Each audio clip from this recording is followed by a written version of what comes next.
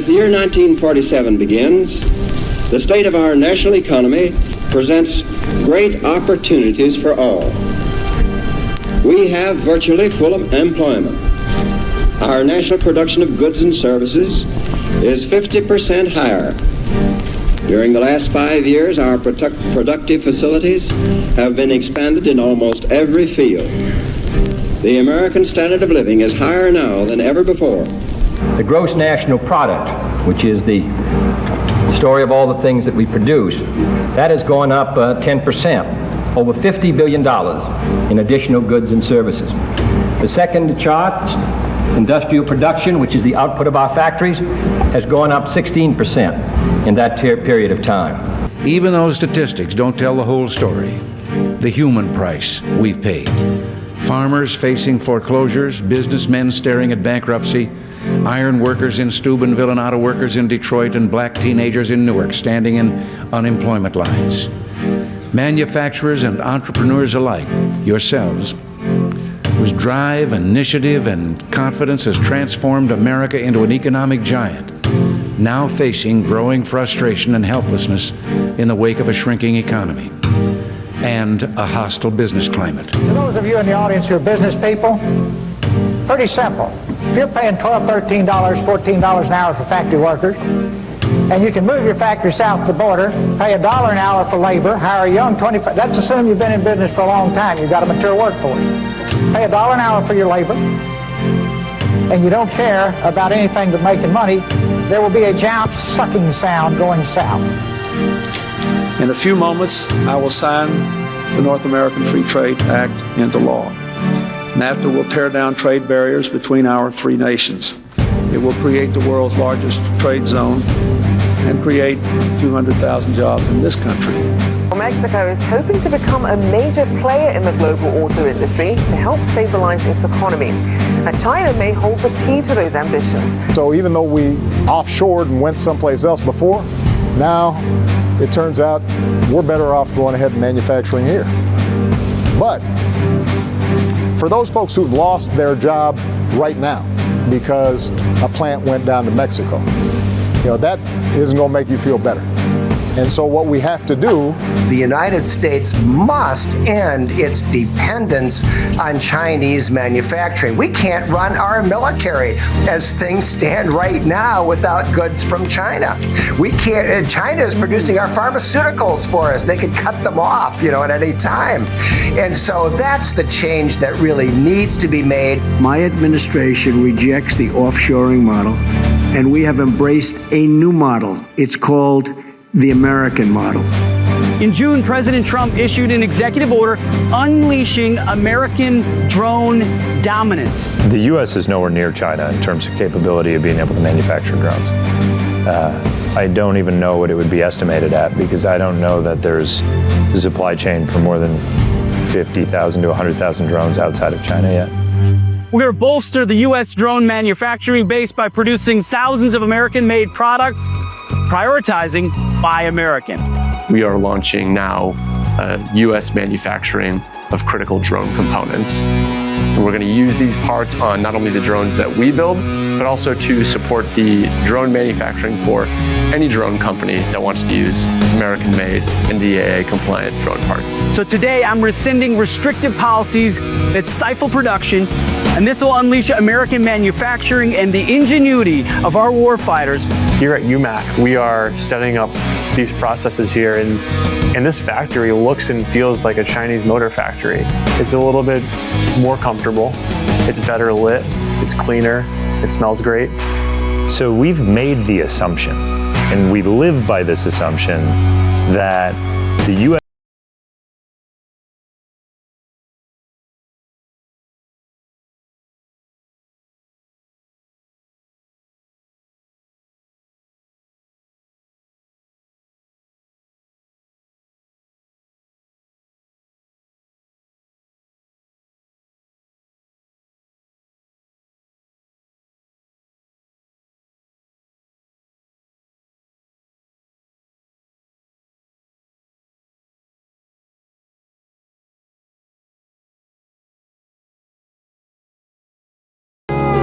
Loft 100 Studios, The Big Biz Show, and our affiliates and our hosts are not registered investment advisors or broker-dealers.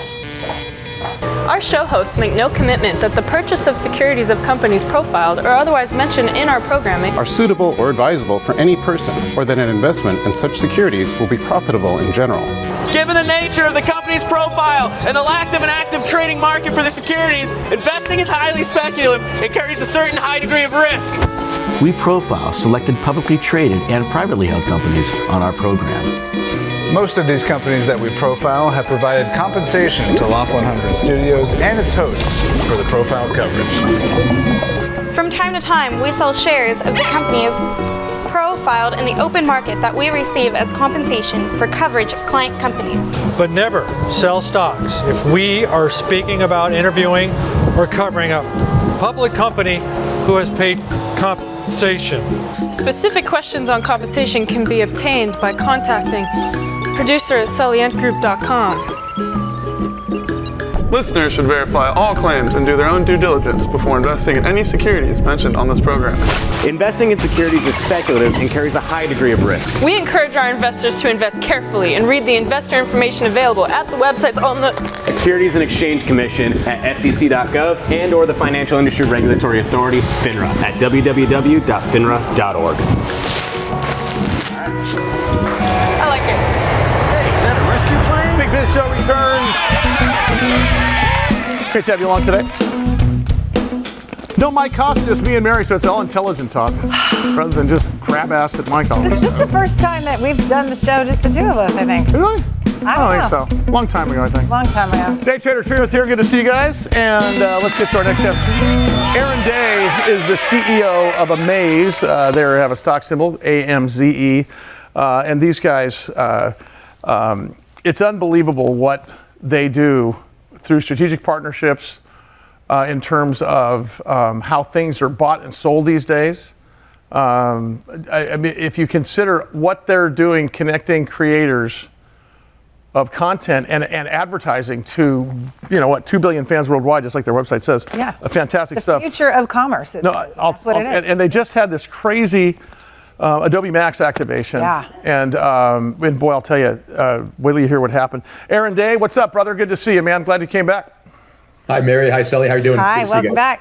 So, talk about for our audience who doesn't know just how cool Adobe Max is. Talk about that, and then talk about your guys' activation. Yeah. So once a year, Adobe has an event. This year it's in LA. Last year was in Miami. It brings together the creative genius of the world. I mean, everybody from large corporations and their creative teams and marketing teams to independent creators, teachers, photographers.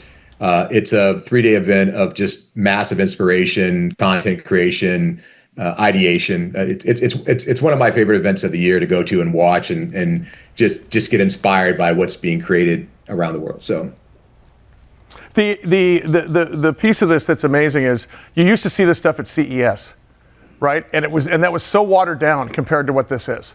And with where you guys are going, I can tell you that it's going to change commerce even further than what you already have. So give us a top down for us on how this affects everything going forward. Because right now, and I love the analogy you brought last time about QVC or the new home shopping channel as it relates to content creators. Because not just selling, but in terms of reaching audience.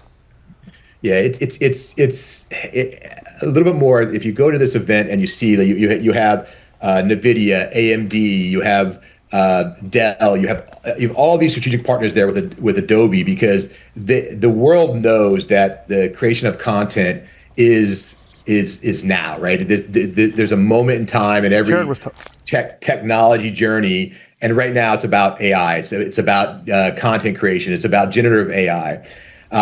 We were super excited because at Adobe Max we launched what we call Moments AI. And it's over 6 months in the building stage, work stage. What we did was we showed the world through this very unique sort of creator confessional where creators came into our booth at the show. They went through a little journey. They talked about their challenges, their struggles, the opportunities that they see, and all the platforms that they're integrated in. And then they experienced all of our new technology. They experienced Moments AI, and they experienced our new Store Drop V2 features that allow them to sell things anywhere. They got to design products using the Adobe generative AI tools and Firefly AI tools from Adobe integrated in our platform. And then we showed them how, once they create this sort of e-commerce experience with Amaze, our Moments AI engine kicks in. And I'll tell you about it in a second, but what they said to us was, we've never seen an AI engine not only give us back information, but actually take action. Wow. And that was the moment in time, Sully, for us, that we were like, okay, we've got something really big here, and we're excited about it. So you guys are taking this creator economy, so to speak, to the next level, because we started out with content is king, remember? And then all of a sudden you've got content creation and influencers. Then you've got basically, ad branding and influencers. Now you have this creator economy, right? Yeah. And anybody can participate. It's not like the music business or the television business where you got to have a break, but there are some bumps in the road. And so talk about misconceptions, talk about challenges for people that want to participate in the creator economy. Yeah, so I think the biggest misconception is monetization, right? The platforms, if you look at YouTube's recent and Google's recent financial statements, the platforms are making a fortune. I mean, they're making enormous amounts of money, and the reality of it is that maybe 10% of the creators globally are making $100,000 a year. The most of them are making, $65, $100, $200. They're not making enough money to sustain their passion of this content creation that they're in. And remember, content creators are everyone. It could be an individual creator, it could be a small business. Everyone's creating content, but the switch hasn't flipped yet enough to where a majority of these people creating content are getting paid what they should be getting paid in one way, shape, or form. So monetization is a massive issue. And what you're seeing happen is that there's 300-400 million semi-professional creators now in the world that are moving into this space in a big way. They're not trained business people. They're not trained tax accountants. They're not trained marketing experts. They're very good at creating content, and they're very good at creating communities and fans. I mean, they're very authentic, right? Yeah. So what's going to happen over the next couple of years is this decentralization of creator commerce, creator monetization into platforms where the creators control more of their audience. It's coming. You can see it coming from all these different little vertical niches around, where like music and cooking and stuff like that, where the reality is that the creators need to make more money. Mm-hmm. And for us, everything we're focused on with this new Moments AI launch is showing them how to make more money and doing it for them without them having to be experts in some of these spaces. And that's the moment in time we're in right now. That's why we call it Moments, because a creator captures a moment when something goes viral, when all of a sudden their audience explodes. And when they're capturing that moment, Sully and Mary, they need to monetize it. Aaron, you are hitting the nail on the head, but I say something in business all the time. I say, if your primary vice is ego and not greed, you have a problem. A lot of these content creators are looking for fame first, before they and it's interesting. I love the idea of now coming in as a content creator, and the primary objective is making money. Now, if people recognize me because I'm selling widgets, that's great, but that's secondary or tertiary, because your primary vice needs to be greed here. And I don't mean greed in a bad way. I'm talking about it needs to focus on revenue versus focus on ego.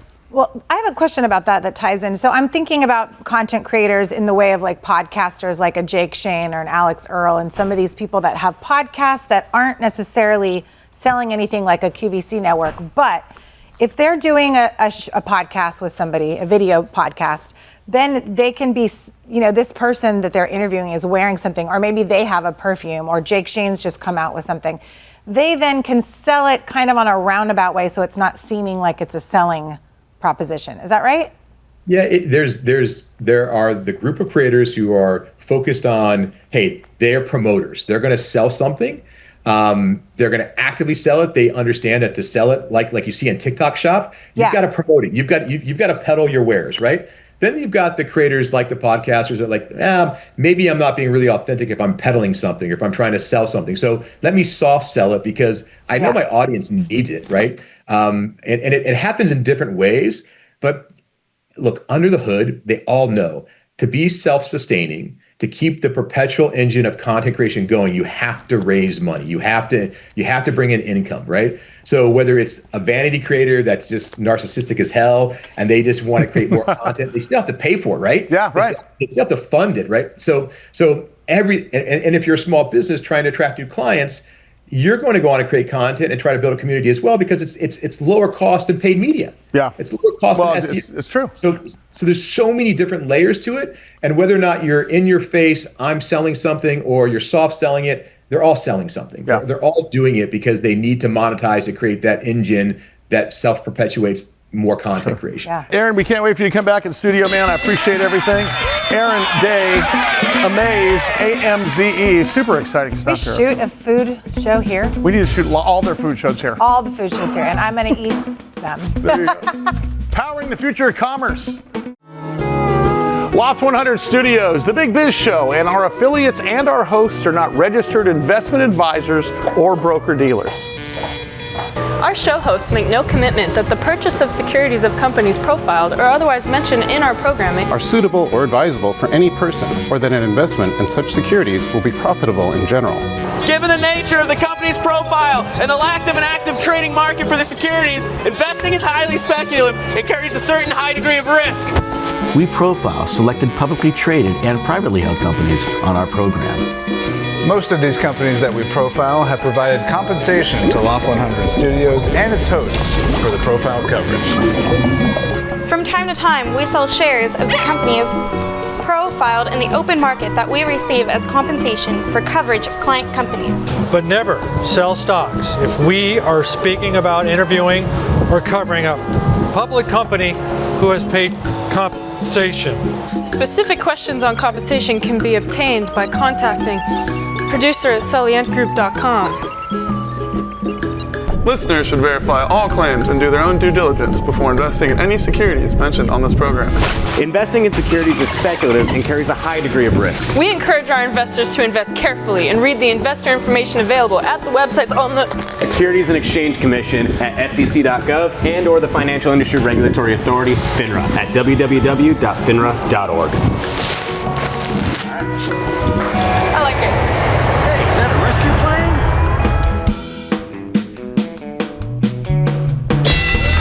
And they're live from the Loft 100 Studios in sunny San Diego, California. Big Biz Show's on the air. Great to have you back. Me and Mary holding down the fort today along with the Day Trader Trio. Good to have you along. And we are brought to you by Prudential. Let Prudential be your rock for retirement. Also brought to you by Bayer Advanced, better science, better results. Starbucks coffee, and of course, Taylor Guitars. Great to see you. Where's Mike? Did we ever find out where Mike was? Because he has the flu. The flu, yeah. Oh. Quote unquote. All right, very good. Allan is the CEO of Unusual Machines, UMAC, friend of the program, and really fun watching this story happen as their market cap kind of goes through the roof and able to ignore tariffs and everything else going on. I wanted to get him back in here because it's earnings season, and we're going to see some earnings information from them, but just thought I'd check in and say hi because he's here to serve the American drone industry with bells on. What's up, brother? Good to see you, man. Hey, you actually get me from the home office today. No longer your beat reporter. No, I miss Mike. He's trying to take my other job. It's fine. I don't mind. That's all right. I don't mind. Hey, so we have, when we first spoke, 8 months ago or something, we first met. We were in the middle of this tariff thing, and we had to battle that because you probably weren't affected like we thought you would be in the very end as badly. But now we have a government shutdown, and now you have you're right in the middle of it again. If it's not one thing, it's all these third-party wins that hit you. Are you concerned at all about this lasting through Thanksgiving? Because there's one school of thought that says this shutdown is going to end here in the next few days prior to Thanksgiving. And then the other thought is if it doesn't, it's going to go into December. What are you thinking, and how's it affecting you, Mac? First, I have no idea what's going to happen. I've been surprised all the way along, so I think it would just be totally unfair for me to guess. You're starting to see the air traffic control stuff be an issue. Doesn't really affect drones, but I'm just excited for 10 years from now when drone technologies are used to manage airplanes, so I can travel on Thanksgiving regardless if the government's open or not. In terms of our company, we're making drone parts. There's going to be demand for drones, whether the government opens this week, next week, in 3 months. It's happening. So we're just building it like the government's open. Basically the exact same for us. Hey. We had 30 new people start Monday. Wow. That's amazing, Allan. I was just reading about your domestic expansion news, new place in Florida opened up. Tell us about that. Yeah, so we're adding 25,000 square feet for fulfillment because stuff coming in and out of our current space, it's just not big enough. So it will end up, it's crazy. We had 7,000 square feet. Like at the beginning of the year when we first met, we'll be 70,000 square feet by the end of the year. 20 employees at the beginning of the year will be close to 100 by the end of the year. So in terms of a lot of the uncertainty around it, great. But I mean, it's obviously annoying and all the questions have to be answered. But really, the growth has just been crazy. Yeah, it's interesting, and a little secret that we were going to hold up. I'm going to say it anyway. There's going to be a documentary, a Bizumentary, about supply chain and UMAC.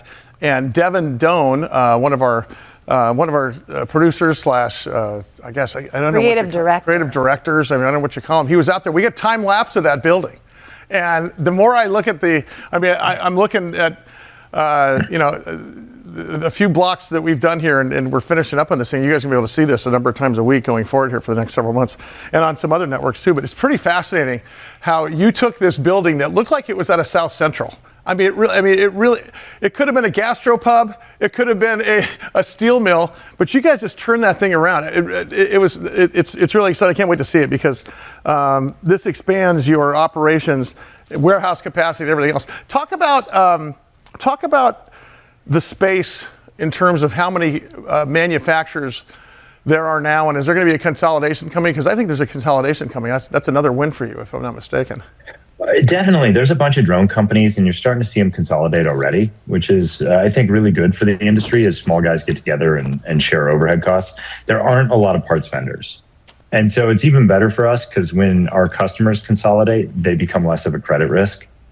It's really good to sell parts to bigger companies as a vendor. But there aren't a lot of parts vendors. There are probably 50 or 60 drone companies. I'm guessing we'll see 10 to 15 here in a year and a half. So hopefully they get together and keep building awesome stuff, but faster. Hey, Allan, what do you consider a large-scale enterprise order in terms of dollars?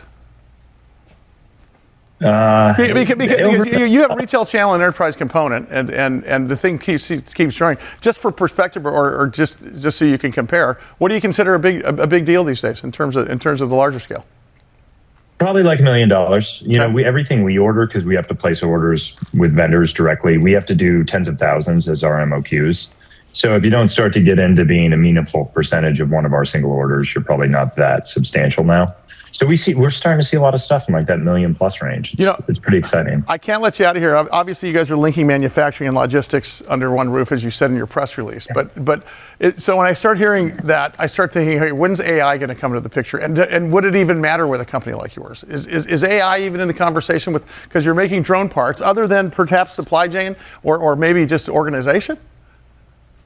Yeah, you see a little bit of that. And also in terms of quality control and some automation on the robots that build stuff. But, our customers are the AI companies. They're the ones doing cool stuff with drones. We're building physical stuff, and that has its own sort of huge problem to solve. Hey, was there any, since the Department of Defense isn't really affected by a shutdown in terms of budgeting, was there any delay on Pentagon budgets for drones and manufacturing for you guys? Because of the shutdown? Absolutely. They're not placing orders right now. Oh, no so kidding. yeah, I mean, if they're worried about trying to figure out how to pay the troops, the troops aren't worried about trying to figure out how to pay the vendors. Yeah, right. It's this is delaying orders across the entire drone segment. It doesn't mean that they're going to want the drones any later. Right. That's what you're saying. Oh my God, that's the worst part too, right? You're still going to have to show up with them as soon as they're Yeah, they're like February no matter what. You're like, but... Thanks, buddy. We're going to see you in December, I know, in person, and we'll probably talk to you next week. Allan Evans, ladies and gentlemen, of course, he is the CEO of Unusual Machines. Lots more coming up. Big Biz Show, bigbizshow.com.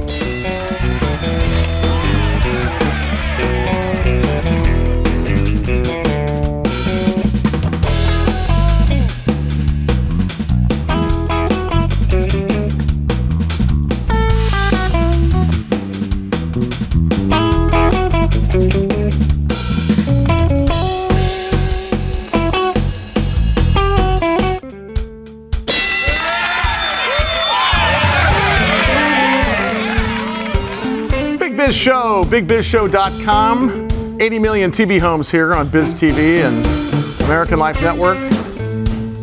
Big hello to our friends in the military, our Armed Forces Network. Veterans Day. God bless our military men and women serving our country overseas and underway, as they say on AFN. We've been on AFN now for 15 years. Wow. Yeah, pretty cool stuff. Carrie Claiborne is the CEO of ADIL Pharmaceuticals. ADIL is a stock symbol. Really interesting stuff here because they have a lead investigative drug called ADO4, and it's a genetically targeted serotonin receptor that is a treatment for alcohol use disorder, AUD, and it's currently under investigation. And really, when you talk about medicines for addiction, right? Yeah. It's people's ears perk up because I can't tell you.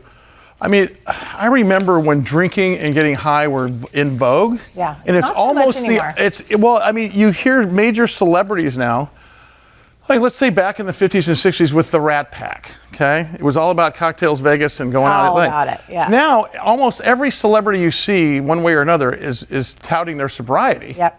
And sometimes, short-lived, sometimes long, Right, but right. But it is a topic to where it's almost in vogue to say I've been sober for 20 years or I've been sober for 20 days or Right. whatever like that. Here to talk about that, of course, Carrie Claiborne. Carrie, how are you, sir? I was looking at the slides for this week.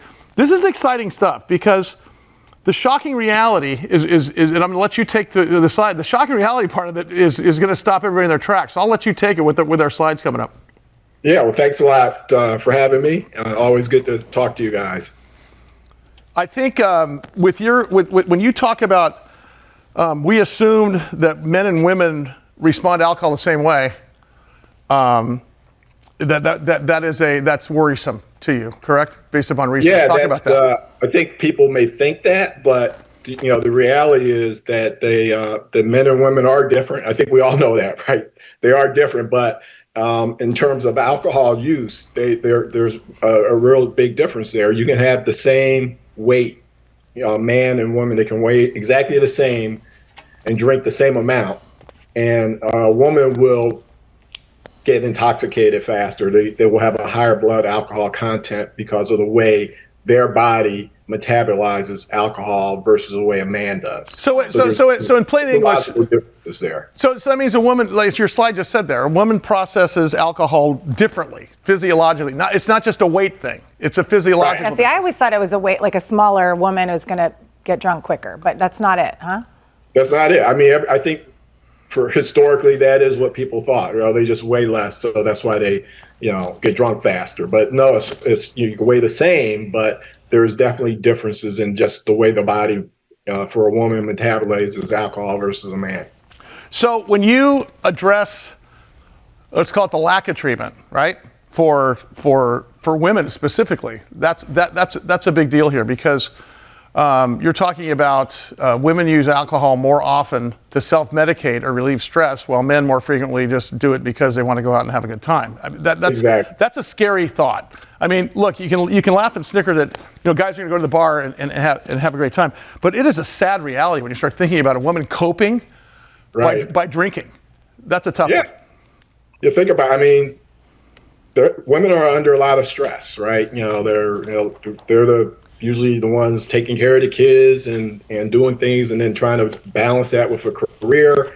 And it just got worse during the pandemic where we saw a huge increase in the number of women that are starting to be suffering from alcohol use disorder. Well, there's also a big mommy wine culture. Like, give me my, I mean, I was a part of it. I haven't had a drink in 10 years, but I was definitely at one time a part of that. And it was, mommy juice, mommy needs her juice. And it's like, the kids are screaming, I just need something to take me away from that. Calgon, take me away was more like, rosé. I wanted to ask you though, Carrie, is AUD the same thing as alcoholism, but we're changing the name because people kind of shudder at the thought of alcoholism, so they don't want to think that they have it. So AUD is a softer, gentler way to say it, or is it different? It's essentially alcoholism, but the the science has evolved with most addictions to say it's really a disease and it's a disorder. So there are other factors, but you're spot on. Essentially, it's someone that struggles with alcohol is essentially someone that has AUD. Yeah. Okay, so this, and here comes Adile Pharmaceuticals because based upon what you talked about, there's a treatment built on, as you say, biology. So talk about that. Talk about where we're at, and talk about this therapy, because it's exciting. Well, so the interesting thing is historically, right now the data says that about 50% of the people estimated to have AUD now are women. But all the drugs and the studies were done primarily with men, and the approach had been a one size fits all. Our approach is precision treatment is based on genetics and your DNA. So it doesn't matter whether you're a man or a woman. If you have a certain biomarker, our data shows that our drug should be able to help you drink less. And that takes away some of these other factors. Well, and the same place you say that means that abstinence is not a function at this point. You've deleted the need for abstinence because you've taken the desire away. Is that overstating? Well, our goal, and our drug is designed to help you drink less and not require you to go cold turkey on day one and try to stay that way forever or for many years. So it's because a lot of people can't do that. Yeah, that's the number one barrier, right? Right, it is the number one barrier. I want to talk about what you call a platform for precision addiction, because precision addiction medicine is something that I've never even heard of now, and suddenly it doesn't make sense that this isn't fast-tracked by the FDA, because it was just the numbers alone would declare this a medical emergency, correct? We believe so. I mean, it's it's an alarming growth rate. I think one of the slides we showed earlier, alcohol-related deaths among women has increased 35% in the last 5 years, averaging about 14% a year or more, 20% more, almost 20% more than men.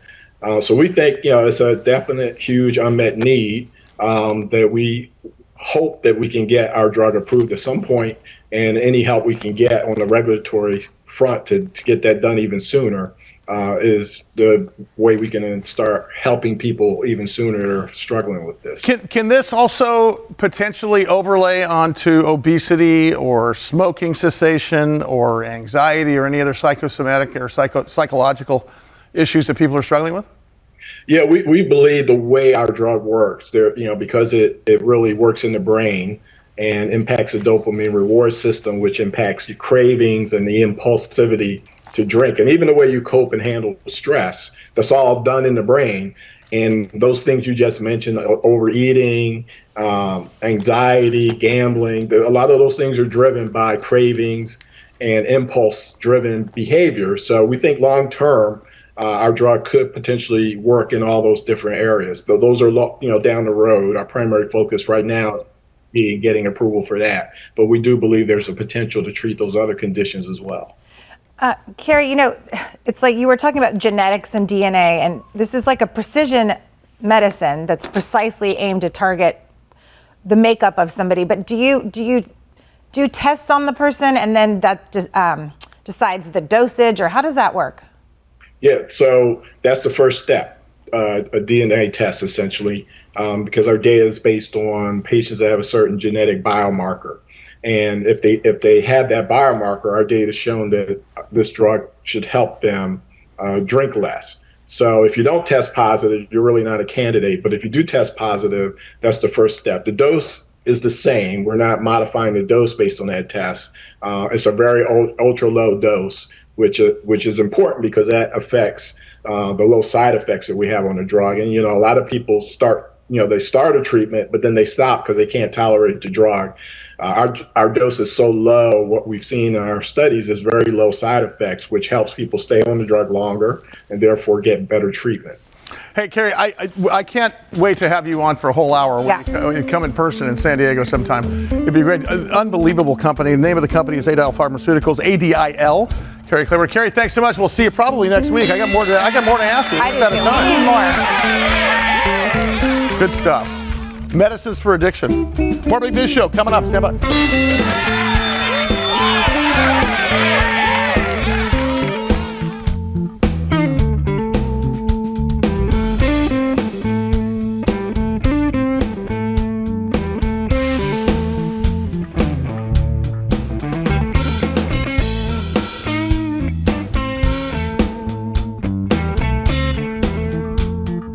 Welcome to Loft 100 Studios, San Diego's Emmy Award-winning production studio, creative hub, and unique private or corporate event space. Host your next corporate or special event in our spacious main room. Utilize a green screen or our 3 million LED lights video wall to create the newest upcoming sales video, or record that podcast or YouTube show that you've been wanting to make happen. Take your creative endeavor to the next level at Loft 100 Studios. Scan the QR code or go to loft100studios.com to book a tour.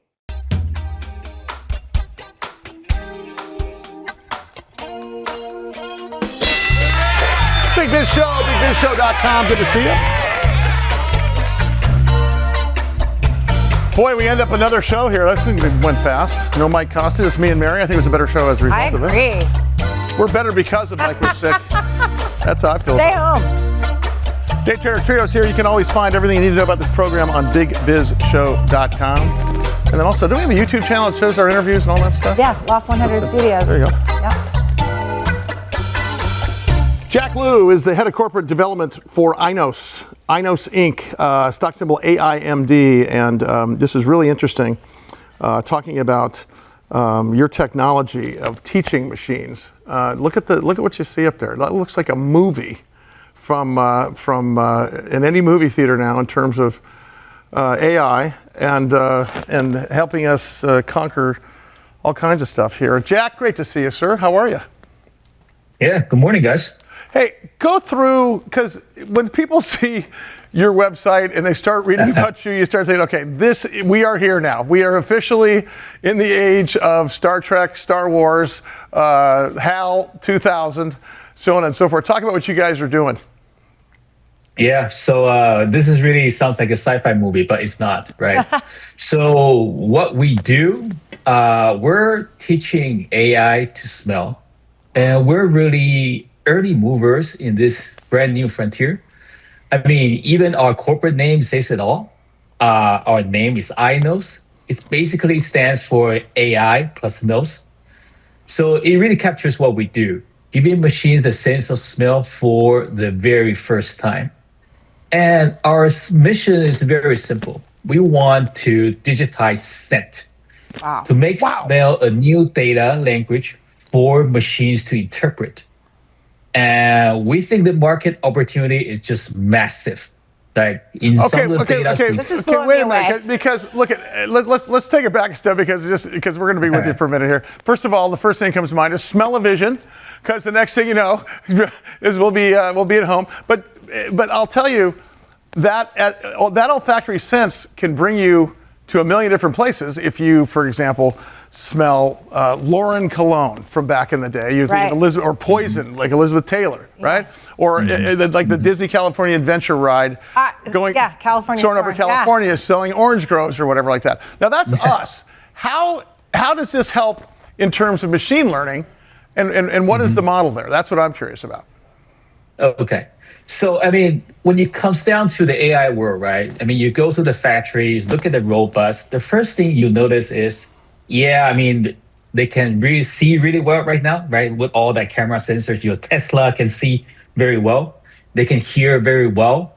And, you know, when Jensen gets on board, the massive robots behind him, you know, all these robots, there's really one common theme. Do you notice that none of the robots got a nose? Right? That's really the missing link in all this AI theme. So that's where we really come in. We're trying to use our technology, which includes sensors that captures the signals and then turn the smell data, scent data, which is analog, into a digital data. And then we make a fingerprint out of it. And then we use the AI, our AI, to basically train and learn to identify those IDs. Why does this matter, Jack? Because first of all, it's fascinating, and I know where you're going with this, but why does this matter? Why does it matter And why is it important for robots to be able to smell? Well, in factories, for example, right now people are using camera sensors to monitor the process, right? Good product, bad product, good manufacturing, bad manufacturing. But remember, in factories, you're actually using a lot of, say, chemicals, right? Right. You can't capture those chemical anomalies with your eyes. You just really gotta go in and smell it. Oh, that's brilliant. Right? That's brilliant. Or for example, if say robots, right? Tesla bots, want to go into your home, be your chef, cooking all that nice grills for you. You need to smell it. You can't be a good chef without a good nose, That's right? true. I was thinking about fire too, like safety. Yeah, safety reasons, right? Well, I mean, look at reasons. You put it at the border, right? I mean, you start thinking in terms of law enforcement. I mean, this puts the sniffing dog in the doghouse and napping for the afternoon, because if you have, look at one of the things about AI, as we get more comfortable with it, is it's almost like the same as self-driving cars. As the technology gets better, and we trust it more, it takes human error out of it. I mean, isn't that one of the biggest pieces of this, and that's one of the biggest selling points? Correct, John? Yeah, correct. Because when you go to smelling, right? Human nose has their own limit, right? And human nose gets tired, right? Even the best trained nose, it takes a long time to train that human nose, right? To smell that tiny traces of fragrance.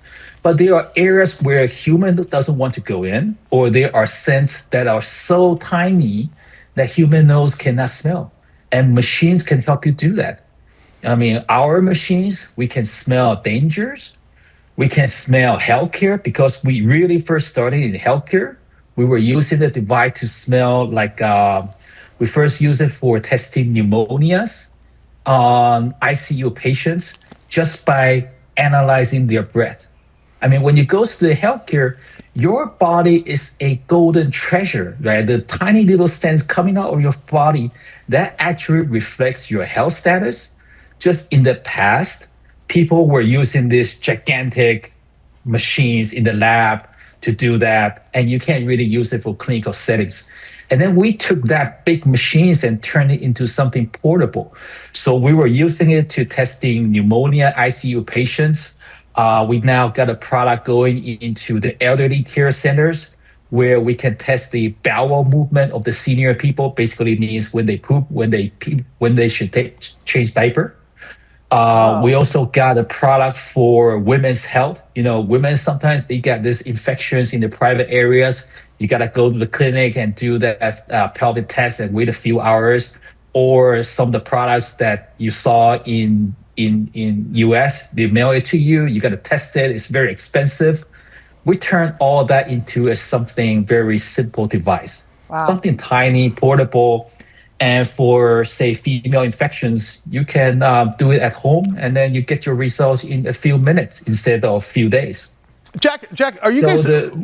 Where are you guys based in San Diego? Right here, where we're based. We have an office in San Diego. We are Texas incorporated. The reason I'm asking is we want to get you in studio so we can steal you for a whole hour. Right. we want to get you in town here. But actually, most of our people, including myself right now, we're in Asia. We're in Taiwan, because we have a lot of tractions going on in Taiwan right now. Oh, interesting. Okay, listen, I want to get you back on the air with us because there's so much more to talk about. His name is Jack Lu. Jack Lu is the head of corporate development.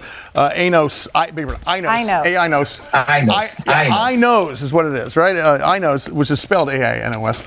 Of course, A-I-M-D. This is fast. Wow, that was really cool. Whoa. What's also cool is we're done. We get to be off. That was a fast show. See how fast it goes with Bill Mike Costa? Thanks for swinging by. Big Biz Show, bigbizshow.com. We'll see you next time.